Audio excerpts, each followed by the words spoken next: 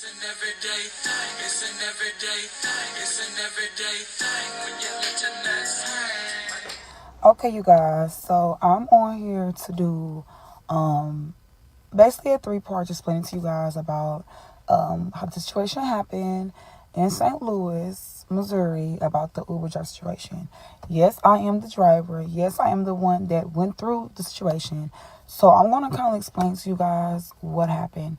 A lot of people was requesting that they didn't know what was going on. They didn't know what happened. You know, I was going live. I couldn't go live anymore on my Facebook. So I'm just going to give you guys a quick 3-part of what happened. I'm not going to disclose or show any numbers or addresses or screenshots, just due to, you know, the protecting of the family and the victims, people that was involved. So if you want to go see that, you can go on my JLove page on Facebook and just see from there. And if you don't know what's going on and you're lost, you can just go on there and just see for yourself on the JLove page. So basically, to start off, the girl Quita Mays asked me, was I Uber driving? Was I doing a hood Uber? So for y'all that's getting confused, hood Uber is not with Lyft. Not associated with Uber in no sort of form. It is just a local, cheaper, affordable route. That's why it's called hood Uber. That's what I do. I am not a actual Lyft program or Uber program driver. I am just a local, around the area, servicing people for half cheap, affordable prices on rides. So let's make that clear, because y'all were confusing that instead of me saying that I was a professional Uber driver. No, I'm not. I'm just a local hood Uber that makes affordable driving prices for people that need rides. So, she proceeded to ask me. I said, yes, that's fine. She was originally supposed to go to her sister's dinner party at Bonefish Grill in Clayton. When I picked her up, she proceeds to telling me that, okay, I don't need you to take me there anymore. Dinner's canceled. Can you take me to my cousin's house, which whose birthday it was? Quote unquote, the cousin whose birthday it was. I said, sure, fine. That ride was only been $25 at the time, which is what she gave me. Now, for y'all that's asked me how the baby was still with me, this is where the baby was still with me at. At that time, when I dropped her off at her cousin's house, she stated to me, I'm going to give you extra, which was another additional money, which added up to $45. She said, I'm going to have you drop my daughter off at my baby's house. I'm going to send you the address once I get in touch with him, once I get in contact with him. So originally the baby was supposed to just go to the sister's house, but the sister played her while this is what we're explaining, while she's riding, while I'm taking her to her cousin's house. She said, well, you know what? I'm going to send you my baby dad's address. You're going to drop her off there. So this is how I still have the baby. Mind you, I'm not thinking if nothing's going to go wrong. I'm thinking, okay, you know, you already paid me. You paid me to drop the baby. Okay, cool. I'm waiting on the address. Around this time, it was already going on after 8 o'clock. It was going on like 8:30, 8:44, between that time frame. So, okay, cool. You know, I'll keep the baby until you send me the address. Now, mind you, after that, I had the baby. I took her back to my house. I'm thinking, okay, cool. You know, maybe she's, you know, because she was saying that she was calling the baby daddy, you know, letting him know what's going on. Well, she's texting him. She's calling him, letting him know, hey, I got someone dropping my daughter off. Now, by this time, the baby is still with me. I'm at home waiting for her to give me the address to let me know where to take the baby. Now, it's around 10 o'clock. I'm calling like, hey, did you get the address? She said, well, let me call him again, and I'm going to give you the address. And I'm not going to disclose what the address was. But she ended up giving me the address. And by that time, I left out of my house. I said, I want you to let him know and make sure that I'm on the way. It's around 10:15 after I'm leaving out. I said, can you let me know? No, let the baby daddy know to let him know that I'm on the way. I don't want this baby outside by herself. I need to make sure that the dad is outside. She said he's going to be out there. Take her to the address. He's going to be out there. So by that time, I got down there. I say around like 10:30. Now, I'm familiar with the apartment complexes that I used to have an access to. So I was familiar with the area and where I was going. Mind you, she's already told me she's not from here. So any address she was giving me throughout the day, I'm like, girl, I know where I'm going. I know where it's at. Put the map in. I know. I get to the address and I'm calling like, hey, I don't see nobody. I don't see the dad. I thought you told him that he was going to be, he was going to be out here for the baby. I don't see the dad nowhere. She's like, well, hold on. Let me call him again. Mind you, we're parked right in front of the apartment building. So if he was to be in or out, my car is put right in front so I can see who's coming in and out. We're waiting. I'm waiting. She came with the phone. I'm waiting. I'll say about good 5-10 minutes or so. I'm calling, hey, like, what's going on? She proceeds to get frustrated at me because all I got I'm like, girl, we've been outside waiting. Where's the dad? And I intentionally didn't get upset to after she told me, oh, I'm in the wrong because I'm blowing her phone up and I gotta wait until she gets a charger. Mind y'all, by this time, y'all, my phone is already on 5%. My goal was to get this child dropped off to your dad, your baby dad's address, like you told me. I did my part at this time. So she proceeds to get mad at me and tell me I have to wait till her phone charges because it's on 1. And I'm like, girl, like, I understand, but we're still at this address that you told me, that you gave me. So she's going back and forth. She hangs up the phone. So I get to texting her. This lady. I'm like, hey, we still down here. By this time, y'all, it's already going on 11 o'clock. So I'm like, you know what? I'm going to give her some time. She stayed at the phone on 1. Hopefully by the time I get back home, and I still have this child, she could text me the next 5-10 minutes with some charge. Or at least put the phone on the charger and give me the next update on what we're doing. So by, I say about 11:15, 11:20, I get the calling because I'm like, bro, you supposed to let me know what was the update. By 11:35, she texts me and says, my phone is keep dying.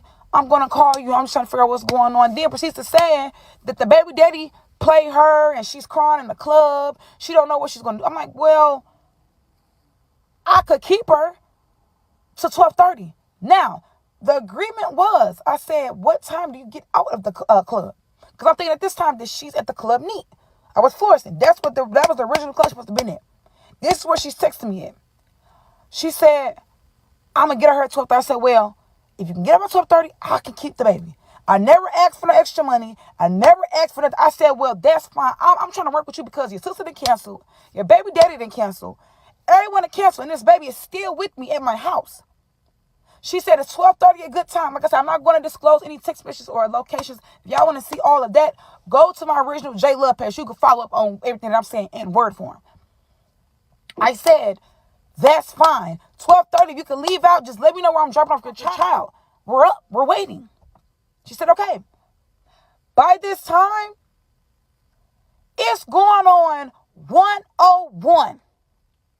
I'm blowing up the messenger. She blocks me on Messenger. But before she even blocked me, when we made the agreement about the 12:30, I said, hey, here's my number.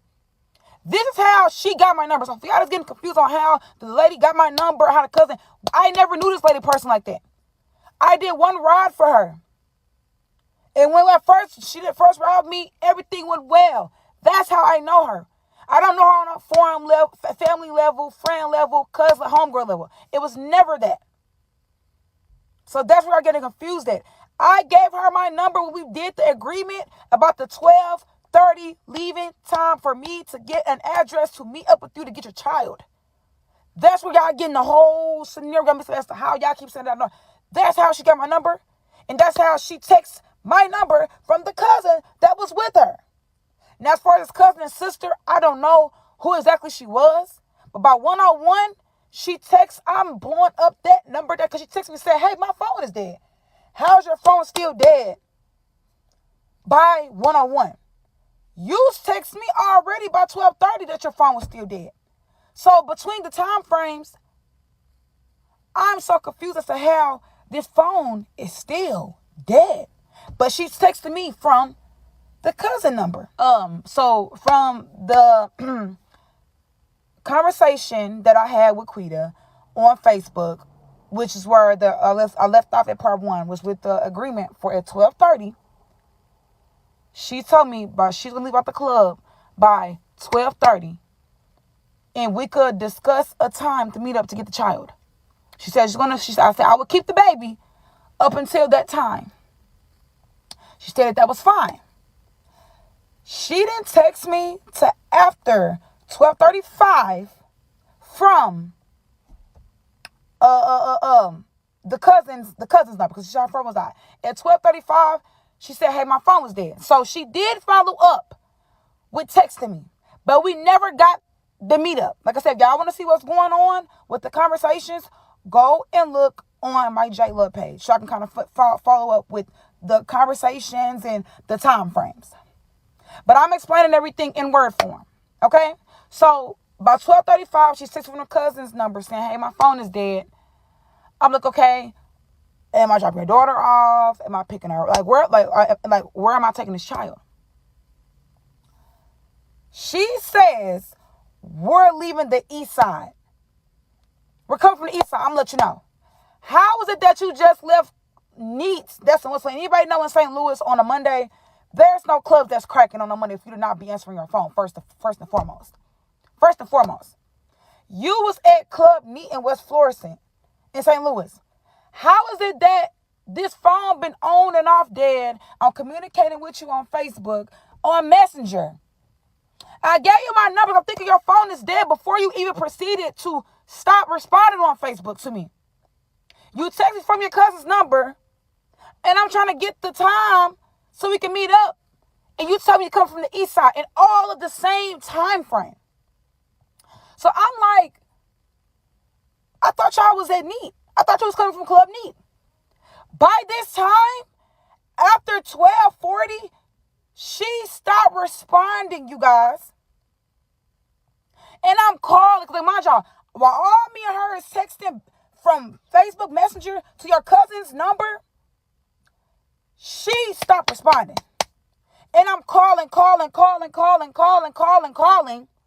I done called the cousin number so much that the cousin blocked my number. So before the cousin even blocked my number, I'm still texting the cousin's phone like, hey, what's going on? Y'all failed, y'all wrong. The agreement was supposed to been after 12:30. You supposed to gave me a pickup or a drop location so I can get you to your child. And now you stop responding on Messenger. But then again, for me to text me off the cousin's number, and I'm saying texting you, you're not responding either. Y'all, I text from 12:35 all the way to 1:01 with multiple conversations trying to get a hold of this lady. After 1:01, by 1:04, I'm blowing the number down. I blew the number so I called the cousin number so much that she blocked my number. And if you go on my J Love page, y'all will see all of that. My thing is, how can you have your phone been so dead? You're crying in the club. Your baby daddy faked on you. Your sister faked on you. And for y'all that keep saying, how do we know each other? I only knew her off one ride. So who would think if you did one ride with a person and it went perfect, you get them to their spot, they pay you to drop their daughter off, who would think in their mind that they're going to leave the baby with you and then not respond even after you're still trying to help them? That's what y'all keep missing.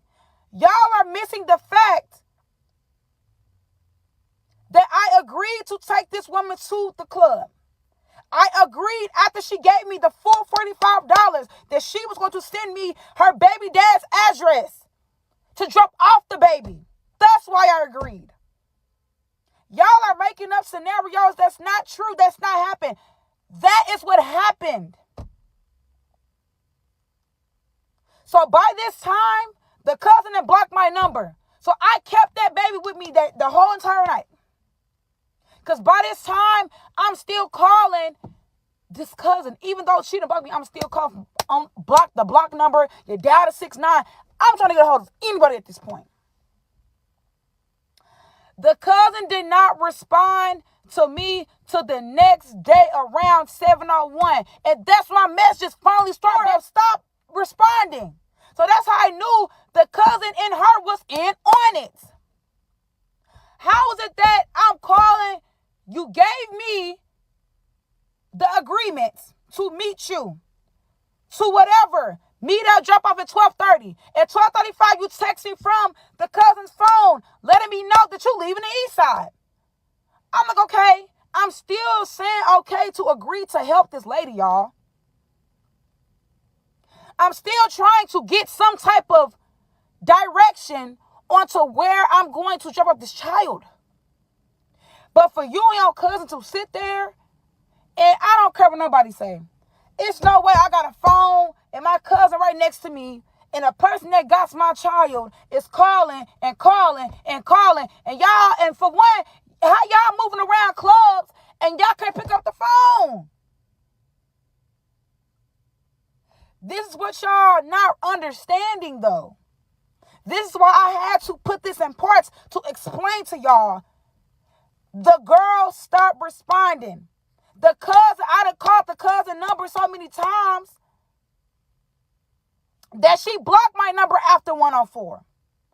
My message after I ended up going to bed with the baby by around, say, after 1:30. After I couldn't get a hold no more, y'all, we went to sleep. I had to be at work I started my second job Tuesday. So that's why I started getting upset, because my message did not start delivering until after 7:01. So you blocked my number. Y'all blocked my number to not get a hold, so y'all couldn't see me blowing up that phone. I'm like, what's going on? What's up with the mama? Where is she at? I still have your baby. The cousin proceeds to tell me, I sent her home last night. She went home. But if you took this girl home, why did nobody tell me? Why did nobody call me?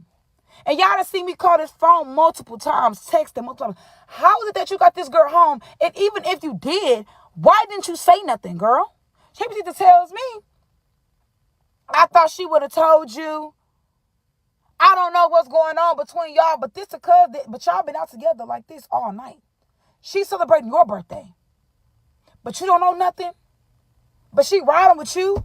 Y'all together in a car all night, going to club to club, but nobody knows nothing. I'm like, okay, what's the girl's address? I know where the address is at. I need the apartment number, because she stayed in apartments. She's like, I know where she stay at, but I don't know the door number. How? When she kind of kicking with you for your birthday. How? By this time, this is when I went live, because I was frustrated. I have one child. I already had to get my daughter to school. She's 6 years old. She got on the bus. I had to start my second job, the very next morning, be there by 9 o'clock. I worked all the way out in Crestwood.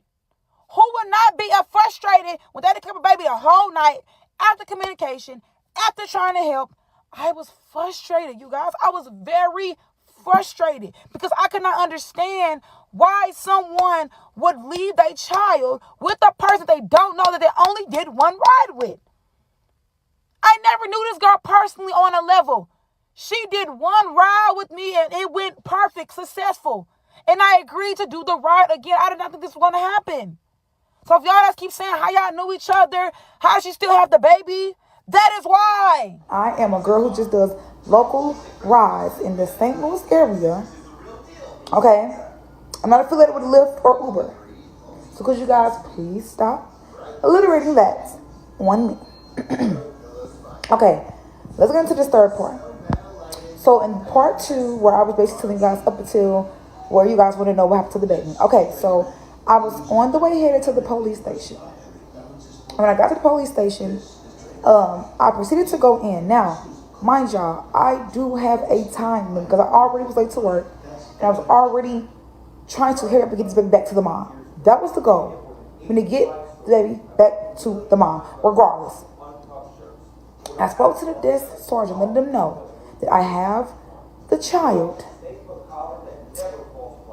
and that I'm really, really, really trying to get her back to her mom. But in the midst, before I could even getting to the report, I never made a report. So could y'all stop saying I never made a report? Quita called me and asked me, where was I? I said, I am at the station. Now, I proceed to tell her, either you could come down here or I can bring you the baby. Because at this point, I'm on a crunch time. I proceed to leave him with the baby still. So if everybody else keeps saying that how you kept the baby and you will leave the baby, I still had the baby. And I said, I'm going to take her home to the mom. So it never got officially reported with that front desk sergeant. Y'all confused and saying that I went to the police. It was the desk sergeant. And I told him and showed him everything that was going on between that call frame. And I said, I could take the baby home. This is the mom. I'm going to take the baby home. So could y'all please stop making it seem that I went in above and beyond. I put a report in. I got all these hours. I did not. Because once she called and said she was at the house, I was taking the baby to the house. Now, whatever happened after I got her there, I do not know. When I got to the woman's house, for me leaving, like I said, this is the desk sergeant. I never spoke to a detective. I never spoke to a head of chief police. I never spoke to a captain. I don't know where y'all is getting that from. I literally stated, I got this girl on the phone. Is it fine if I could take this lady baby home? And he proceeds to explain to me to take the baby back to the mom. So for y'all to confuse and throw words that I said this and I said that is not true. That is not true. Okay? Once I got to Quita's house, she storms out the house crying, saying she's so sorry. She did not know. Proceeds to having a phone and a charger and telling me that she didn't see me call. And I'm just like, it's frustrating and pissed that I am. At this point, I don't know if this girl is suffering a mental breakdown. I don't know if she just didn't forgot that the whole night I've been trying to get in touch with you. I don't know what it is. But she proceeds to telling me that the cousin, aka the cousin, she got into it with the cousin, and she was trying to let her get in the car to go home. But I'm like telling her, the cousin told me that she took you home. And she proceeded to saying that all the girls lying. That's why she can't trust B words now, and how she doesn't trust anybody. And I don't know why. I said, from what I was concerned, the cousin said that she didn't know you, and she just took you home. But I can't see how all of that is transpired when y'all was out all night. That is what happened. I don't have to lie. I don't have to make anything up. And I know a lot of y'all probably think, oh, it should have went this way. Why didn't she do this? Why did you not do this? Y'all have to understand.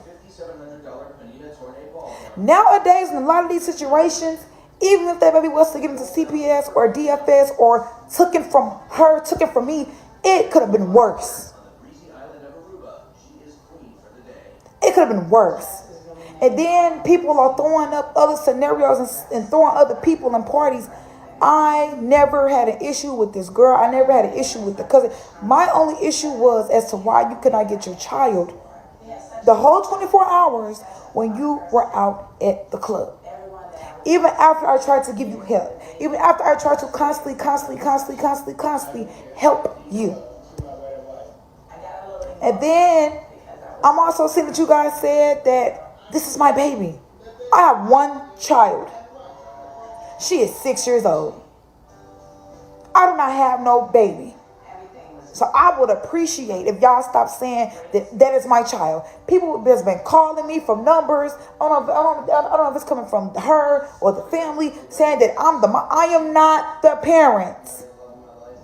I am the driver that experienced this, and I handled my business getting that child back to that mom by any means necessary. This is why people believe anything. Then I'm going through the shares and some of the comments. Some people are saying that I made it up. It's a skit. Baby, I'm not got a dime for not one post, not status, no live or nothing. I didn't ask. I'm not asking for donations from me. I'm not asking for anything from you all. I'm just giving you guys awareness to share for any other future mother, any other future woman who decides to do a side business to get people here and there. I need y'all to stop throwing extra people. And I don't even know who's even giving my number out for people to call me and tell me that I was wrong. Now, would it have been wrong if I would have just called DPS? Not even made it to the mom? Just called them to come to my house? Called the post office to come to my house? And get that baby took right out my hands? I don't understand how y'all are making it from a situation because I did not have to do it. But yeah, I don't get how people are trying to blame her about the situation and what has went on.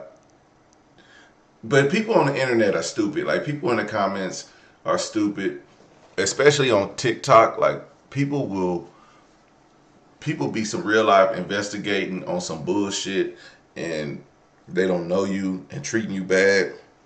I remember I went viral on TikTok the first time, or one of my biggest video on TikTok. It's still on my TikTok now, but it was from my first TikTok where it had like 10 million views. And I said that, I got caught cheating on my woman by the nanny cam or whatever. And it was a lie, but I didn't care. Oh my God. I was the worst Negro on the internet that time. I was like, oh shit. I don't know if I should have posted this. And then, so I just played into it because I knew it wasn't true. But yeah, I was getting dogged out. People was finding my Facebook, my Instagram, all type of shit. I was like, bro, this is too much. I said, this ain't even a thing. Like, what's going on? But yeah, I was the worst person in the world, and I was just like, it was just a joke. But I guess it touched some hearts. So even this ain't no joke, but people will make up any story they can in their mind about your family and what's going on, or what you didn't actually did. And I think that's absolutely wrong. This woman did exactly what she needed to do. She had no idea what she was supposed to do. But one thing she did make sure that she made that baby some milk, you know what I'm saying? But had the cat all over the counter, probably cat her all in the milk and stuff like that. And does the comment section affect your day to day in some sort of way? Absolutely not. Absolutely not. You bought the stuff. Hey, thank you, Lord Naruku, for the jewels. I don't know what. Some people say the worst stuff about me, and I just be like, if you have something, if you just don't agree with something I say, I don't get mad at it. I don't care. But if you disrespectful, then I block you. I block your comment. It doesn't matter to me. Over time, I've learned to let it go. But at some time, like, while I be doing my lives and people keep saying the same shit over and over, like, man, shut up. Like, figure something else out. Like, you just coming here to be a nuisance. You're not even paying attention. So at that point, then I just start, like, you gotta have thick skin when you put stuff out on the internet, because you don't know how people are gonna respond to you. The worst part about people putting stuff on the internet and they're not getting the response that they want, they think that they ate, and then when they didn't, and the comment section proves it, they want to get mad at the people commenting when you should be mad at yourself for the story that you put out. Whether it be true or fake, you got to understand, once you put that on the internet, you open yourself up for everyone's opinions. That's why when you go to people's videos and the comments are turned off, the reason the comments are turned off is because those people aren't liking the way that the conversation is going. So they turn the comments off because they getting ate up in the comments. Yeah. So she She just got to deal with the consequences of trying to help somebody and being a nice person. Out. You're not always going to be looked at as a nice person. You're going to be looked at as a villain by some idiots who don't get it and won't get it and ain't trying to get it.